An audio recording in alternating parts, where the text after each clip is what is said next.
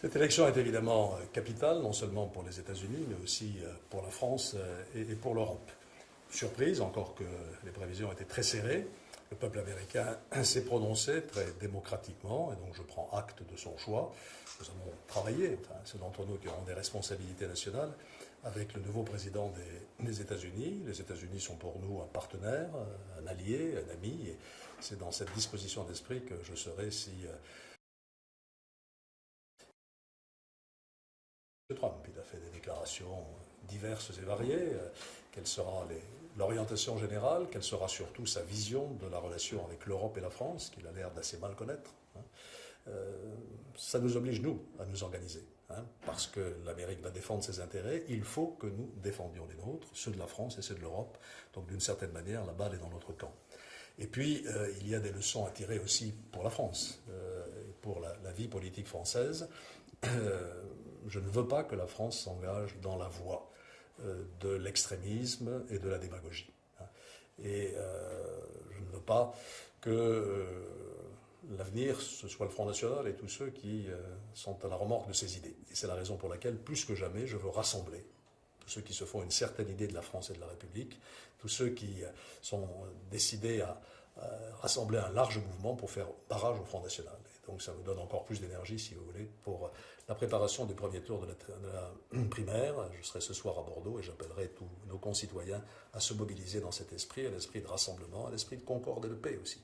Il faudra que la France et l'Europe soient des messagères de paix et de concorde sur la scène internationale pour éviter cette montée des nationalismes à laquelle nous sommes confrontés aujourd'hui. Est-ce que l'attitude de la France doit changer par rapport aux États-Unis? Je vous l'ai dit, c'est une attitude de dialogue.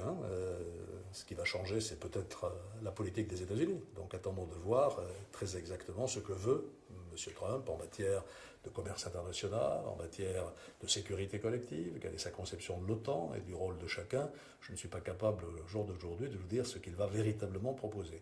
Mais en tout cas, moi, si j'ai des responsabilités, je serai ouvert au dialogue dans la défense des intérêts de la France et de l'Europe. Est-ce que le Brexit, est-ce que cette élection, est-ce que tout ça sont des messages, à votre avis? Certainement. Nous connaissons mal en réalité les États-Unis. Nous avons sans doute mal mesuré le désarroi de ces classes moyennes dont le pouvoir d'achat s'est érodé au fil des années, qui ont ressenti une politique très inégalitaire, et puis avec cette inquiétude que suscite la transformation numérique du monde, c'est-à-dire la perte des emplois. Donc, et cela, il faut aussi en être parfaitement conscient chez nous, parce que ce sont des interrogations qui existent. La réponse n'est pas dans le populisme. Le populisme, c'est mentir au peuple. Je veux bien insister là-dessus. C'est lui faire prendre des vessies pour des lanternes. Moi, je veux m'adresser aux Françaises et aux Français, au peuple français. Je le fais très régulièrement dans tous mes déplacements, mais pour leur dire la vérité.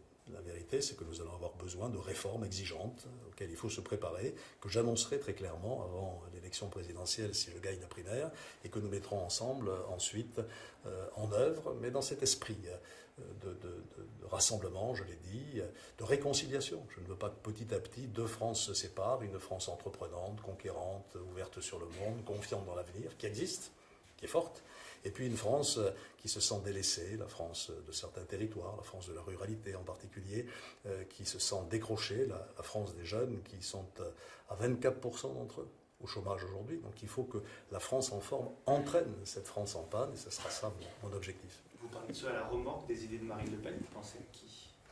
Il y en a beaucoup en ce moment. Merci.